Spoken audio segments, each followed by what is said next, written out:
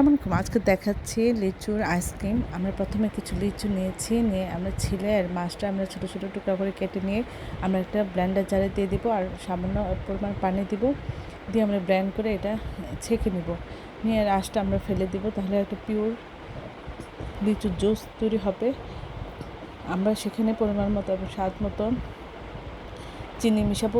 মিশানোর পরে আমরা সেটা একটা আইসক্রিমের মলে ঢেলে দিব, দিয়ে আমরা 4-5 ঘন্টা আমরা ডিপ ফ্রিজে রেখে দেব। তারপরে এটা বের করে আমরা পরিবেশন করব। এভাবে আইসক্রিম বানানো অসম্ভব মজা হয়, বাচ্চারা খেতে খুব পছন্দ করে। আর দোকান থেকে খারাপ ধরনের আইসক্রিম আর খাওয়া লাগবে না। এভাবে নিজের হাতে ফ্রেশভাবে আপনার বাচ্চাদের জন্য মজার মজার আইসক্রিম তৈরি করে দেবেন। সবাই আমার চ্যানেল লাইক শেয়ার দেবেন, সাবস্ক্রাইব করবেন এবং প্রিয়জনকে বেশি বেশি করে শেয়ার দেবেন। আর আমার চ্যানেলে সব রকমের রান্নার রেসিপি রয়েছে। আসসালামু আলাইকুম। আজকে দেখাচ্ছি ট্যাং দিয়ে আইসক্রিম তৈরি। আমরা প্রথমে এখানে 1 গ্লাস পানি নিচ্ছি, নিয়ে এখানে 2 চামচ আমরা ট্যাং দিব এবং পরিমাণ মতো চিনি দিব। আমরা এভাবে যদি ঘরে খুব সহজে ট্যাং তৈরি করে দিতে পারি, ট্যাং দিয়ে আইসক্রিম, তাহলে খুব ভালো হবে। বাচ্চারা গরমের দিনে আইসক্রিম খেতে খুব পছন্দ করে, খুব বায়না ধরে কান্নাকাটি করে। দোকান থেকে আজেবাজে আইসক্রিম কিনে না দিয়ে আমরা যদি নিজেরা ঘরে ফ্রেশভাবে সুন্দরভাবে স্বাস্থ্যসম্মতভাবে তৈরি করে দিতে পারি, তাহলে খুব ভালো হয়। খুব সহজে আপনারা 1-2 মিনিটে এইভাবে আইসক্রিম তৈরি করে দিতে পারেন। এখন দিয়ে দিচ্ছি পরিমাণ মতো চিনি। এই ধরনের সুন্দর সুন্দর ভিডিও পাওয়ার জন্য আমার চ্যানেলটি লাইক এবং শেয়ার দেবেন, সাবস্ক্রাইব করবেন এবং প্রিয়জনকে বেশি বেশি করে শেয়ার দেবেন। আর আমার চ্যানেলে সব রকমের রান্নার রেসিপি রয়েছে। আশা করি আপনারা সেই রেসিপিগুলি দেখবেন এবং আমার রান্নাগুলি ট্রাই করবেন। সবাই আমার চ্যানেলটি লাইক এবং শেয়ার দেবেন, সাবস্ক্রাইব করবেন এবং চ্যানেলটি ফলো।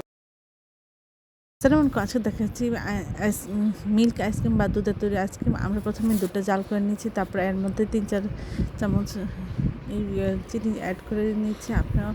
আপনাদের স্বাদ মতো চিনি দেবেন। তারপরে খুব ভালো করে মিশিয়ে নিয়ে তারপর আমরা একটা আইসক্রিমের মল পরিষ্কার করে নিচ্ছি, নিয়ে আমরা এই চিনিটা ঢেলে দিব। ঢেলে দিয়ে আমরা 4-5 ঘন্টার জন্য ডিপ ফ্রিজে রেখে দেব। তারপরে যখন জমে যাবে, বরফ হয়ে যাবে, তখন আমরা এটা নামিয়ে পরিবেশন করব। এখন এই যে ফ্রিজ থেকে বের করলাম, এটা পুরোপুরি আইসক্রিম হয়ে গেছে। এখন আমরা এই আইসক্রিমের মল থেকে আইসক্রিমটা বের করবো। অসম্ভব মজা হচ্ছিল। আশা করি সবাই আমার চ্যানেলটি লাইক এবং শেয়ার দেবেন, সাবস্ক্রাইব করবেন এবং প্রয়োজনকে বেশি বেশি করে শেয়ার দেবেন। আর এই ধরনের সুন্দর সুন্দর ভিডিও দেখার জন্য আমার চ্যানেলটি ভিজিট করবেন, সাবস্ক্রাইব করবেন।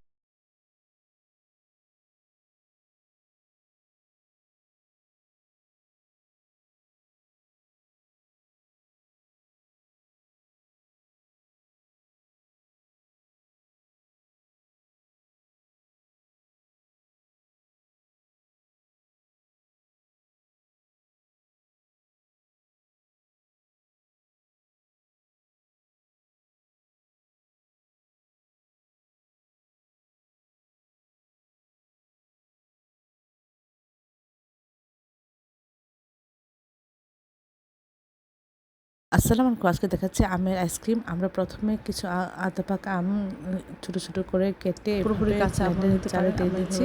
এর মধ্যে সামান্য ছিলে পরিমাণ মতো লবণ এবং পরিমাণ মতো চিনি, আমরা কিছু বিট লবণ দিচ্ছি। আপনি চাইলে বিট লবণ নাও দিতে পারেন।